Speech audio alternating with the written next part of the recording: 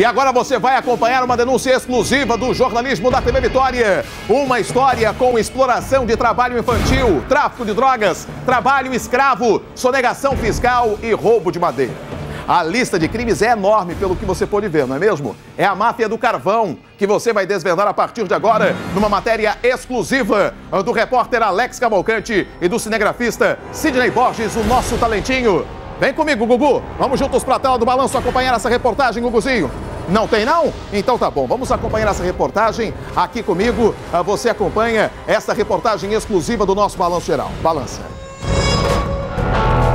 Mãos castigadas, pele curtida no trabalho de sol a sol. Vidas marcadas pela exploração. Fica 17 anos, é direto. Durante vários meses, mergulhamos no submundo de uma verdadeira indústria do crime. Por trás de um esquema bilionário que enriquece alguns poucos, existe uma teia criminosa que vai da exploração infantil ao tráfico de drogas, do trabalho escravo à sonegação fiscal, e que deixa para trás um rastro de milhares de vítimas. Vítimas como estes dois meninos. Com apenas 8 anos, já precisam lutar pela sobrevivência e ajudam as famílias a produzir carvão. Um trabalho duro, cansativo, que compromete a saúde e o desenvolvimento. Sem folga, eles passam o dia inteiro nos fornos, que tem o tamanho exato para uma criança. Um dia inteiro de trabalho rende para esses meninos pouco mais de R$ 7. Tem que trabalhar aí para fazer esse forno. Para fazer esse forno, o menino trabalha mais ou menos um dia. Vai ganhar R$ 13. R$13. Dá menos de R$ 7 para cada menino. Para cada menino, A fumaça leva embora a infância, os sonhos, a saúde. O decreto número 6.481 de 2008 aponta o trabalho em carvoarias como uma das atividades mais perigosas e prejudiciais para crianças e adolescentes. Você não percebe, mas ele, ao ser queimado, ele vai soltando partículas que vão se instalando, né, dentro dos alvéolos, dentro dos intertícios, né, que é uma parte da estrutura pulmonar, e também dos próprios brônquios, né, gerando futuramente algumas doenças, entre elas a fibrose pulmonar. Depois que ela se instala, esse alvéolo ele vai praticamente endurecendo. É como se o pulmão fosse se tornando um pulmão de pedra. Enquanto a lenha vira carvão, eles tentam ser meninos comuns. O futebol é a única diversão. A bola, improvisada com uma sacola plástica cheia de palha. Não sobra dinheiro para comprar brinquedos aqui. E essa família é apenas uma entre centenas que são exploradas pela máfia do carvão. Elas são o elo mais fraco de uma cadeia criminosa que se espalha pelo norte do Espírito Santo, sul da Bahia e leste de Minas Gerais. Tudo começa com o roubo de madeira.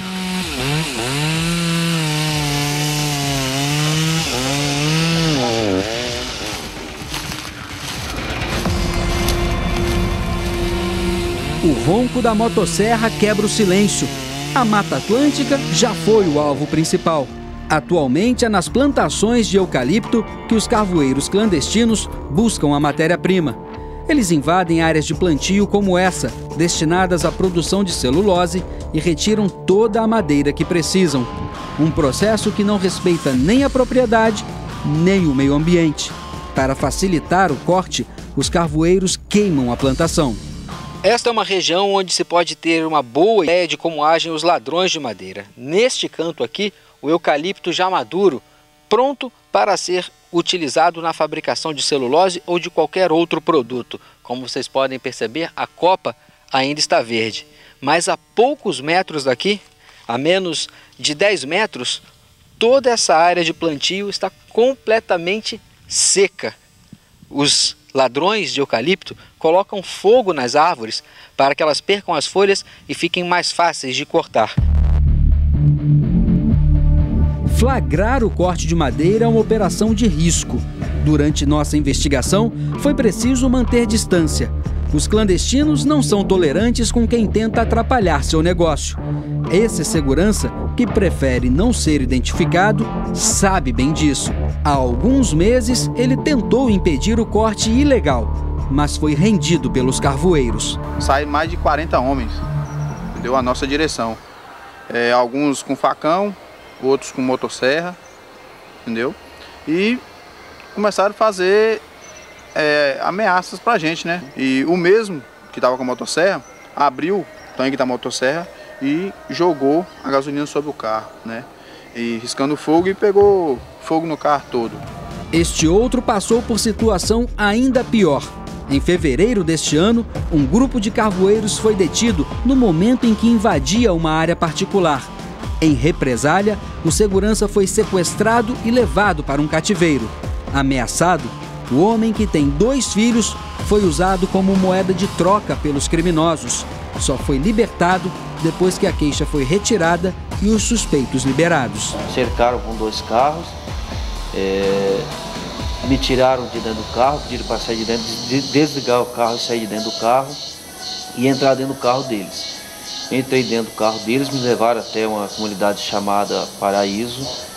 E lá, quando eu cheguei, várias pessoas da comunidade partiram para cima, ameaçando, falando que iam matar, iam me bater. Fiquei aproximadamente umas 4 horas refém dessas pessoas.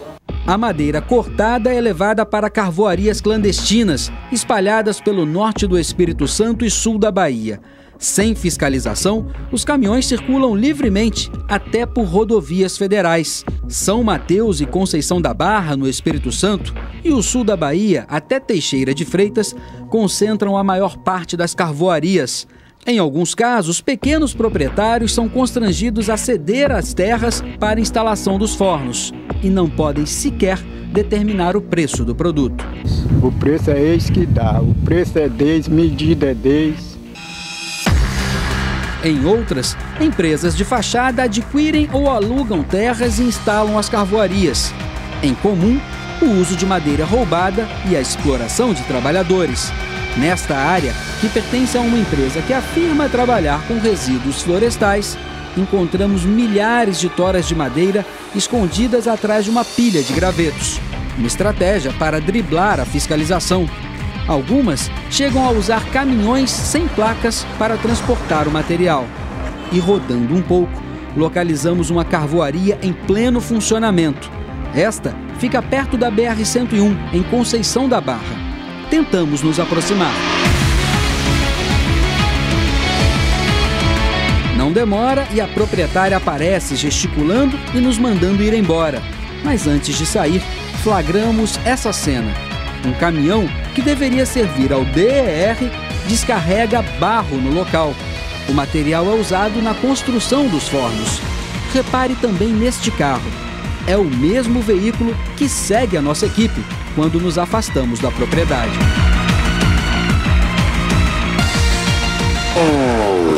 Aqui, ó, o rapaz ia subindo. E aquele carro ali, o que é?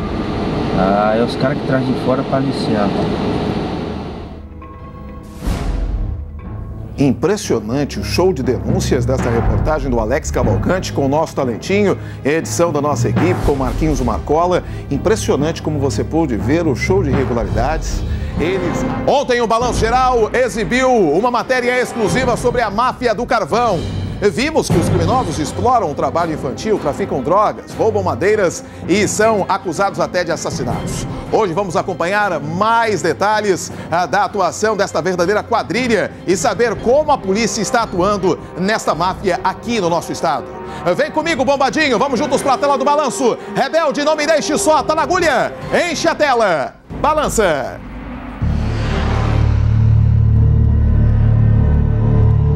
Não há números oficiais, mas estimativas apontam a existência de pelo menos 3.000 fornos clandestinos no chamado Triângulo do Carvão. A atividade não cessa nem nos fins de semana. Circulando pelas estradas de chão, é fácil flagrar o corte da madeira, o transporte e os fornos em funcionamento. Difícil é se aproximar. Na maioria das vezes, quando nós chegamos nos locais onde funcionam os fornos, os funcionários fogem. Nesse local aqui, nós encontramos essa situação, o que deve ser um alojamento. Essa barraca tem um trator aqui, provavelmente usado para transportar o carvão e a madeira. Nós vamos entrar aqui nesse local que deve ser, ao que tudo indica, onde trabalham onde dormem e descansam as pessoas que trabalham na produção. Dá para ver que a gente encontra ainda calçado, roupas, tem uma sacola aqui com mais roupas, essa espuma aqui fazendo papel de colchão. O cheiro é horrível e são condições subhumanas, a gente poderia comparar quase que com trabalho escravo. Ainda assim, as pessoas têm medo de perder esse emprego e fogem quando a equipe de reportagem se aproxima. Os trabalhadores foram embora e deixaram para trás os fornos queimando. Com uma câmera escondida, visitamos outra carvoaria. Fingindo ser compradores, conversamos com um único trabalhador do local. É domingo. Sem saber que estava sendo gravado, o funcionário mostra o lugar em que vive. Um quarto sujo, com algumas camas velhas. Para comer somente feijão e este resto de carne pendurado sem qualquer higiene. Durante a conversa, ele conta como é o trabalho. Domingo é domingo. Não tem horário, da hora que acorda até a hora que vai dormir. Toda hora eu tô lá, e não pode deixar por conta. O homem também revela quanto ganha para trabalhar aqui. Quanto é que dá um forno? Um forno? Um forno dá o quê? Uns 5 metros, 6 metros? 5, 6. Então, aí dá quanto por metro? R$7. 35 por forno. Aí desse ela desconta 25. Sobra 10 por cima de cada forno. R$10. Fazendo as contas, é fácil perceber a exploração. Para cada metro de carvão, o trabalhador recebe R$7.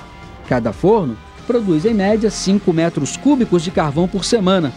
No total, dariam R$35 por semana. Essa mesma quantidade de carvão é vendida pelo dono da carvoaria por R$600 para as siderúrgicas. Apesar da enorme margem de lucro, o patrão ainda desconta uma parte do que deveria ser pago ao trabalhador. E desconta 25 mil por quê? Não sei, ela desconta 25. A conversa com o funcionário revela algo ainda mais preocupante. O crack já virou moeda de troca no submundo do carvão. Tá caro? Tá não. Tá quanto aí? 10. 10? Uma pedra. Uma pedrinha já? Mas tem menina nova? Tem todo tipo.